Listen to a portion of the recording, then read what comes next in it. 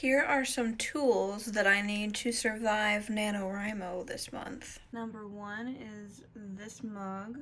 It's pumpkin spice season.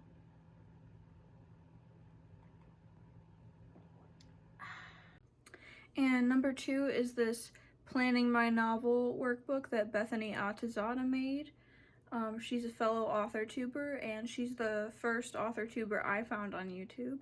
So that's pretty cool. It has a bunch of word sprint trackers and calendars and places for you to outline your novel and different checklists, and I'm pretty excited to be using it this year. I've already started using it for like planning. I did planning for Preptober in here, and right now I'm working on my novel outline, so that's in the works, and it's probably not going to be all the way complete till we start, despite the fact that I'm rewriting this novel, but we won't talk about that. I made this handy dandy Save the Cat frame to go on my desk and basically remind me what I'm working towards and just the overall story structure that I should be trying to stick to. And I'm probably gonna add some stickers to the frame at some point during the month. So yeah. Some tools that I'm definitely going to be using this month are, my number one is Spotify, because I always have to have music playing. Depending on the scene, sometimes it's instrumental, sometimes it has words. It just kind of depends on the vibe I'm going for. Usually I go instrumental if I'm writing like a battle scene or something really intense, but I don't mind writing if there's words, especially if I've heard it a few times. It just kind of fades into the background. But I have a novel playlist on Spotify for every novel that I've ever written, and it's a lot. But that's one of my favorite things to do. Basically every time I start planning a novel, I start adding songs into a playlist. Even if I don't know the title of it, I'll just be like, novel songs, novel inspiration.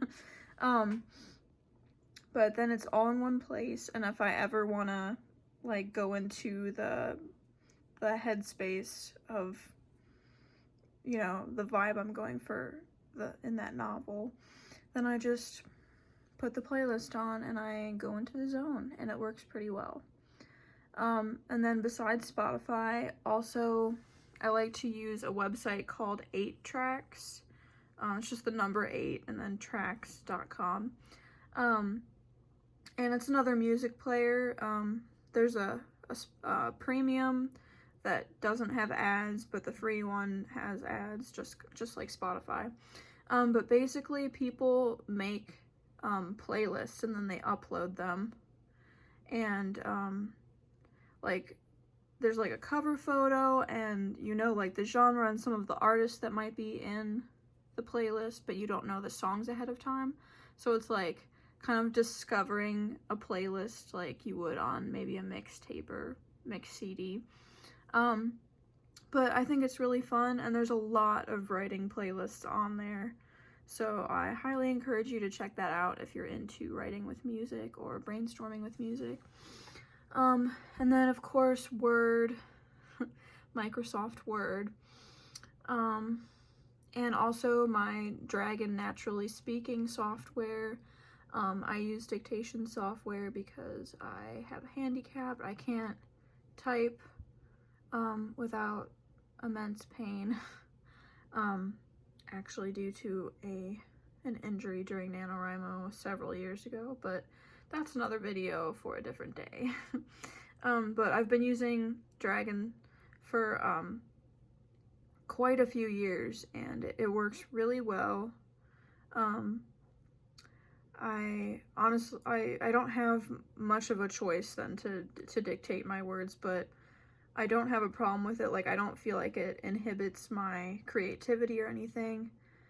It's actually useful because I can, you know, just stare off into space while also just like speaking my story. And also I get to hear my dialogue as I'm speaking, so I can tell if it, you know, sounds weird as it's going onto the page. So it's actually really useful that way.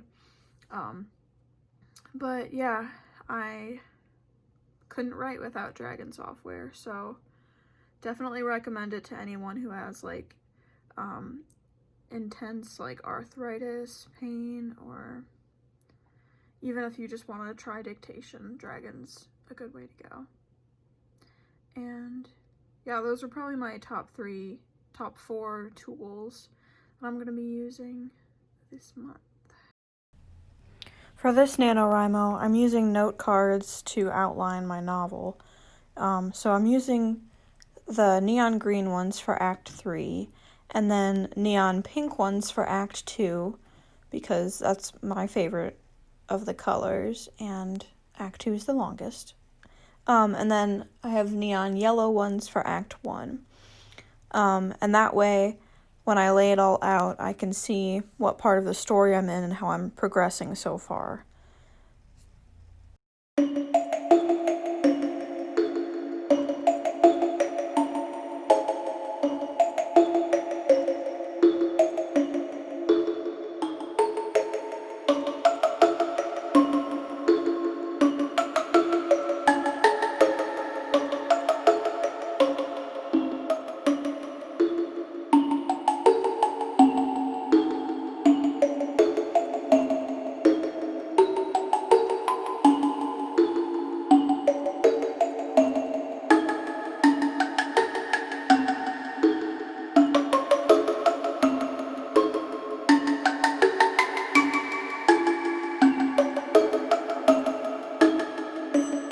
As you can see, I didn't quite finish my outline, but I got at least the first 8 chapters figured out and the last chapter.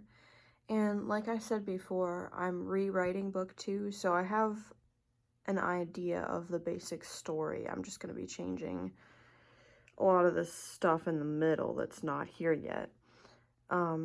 So this should be pretty smooth sailing for the most part.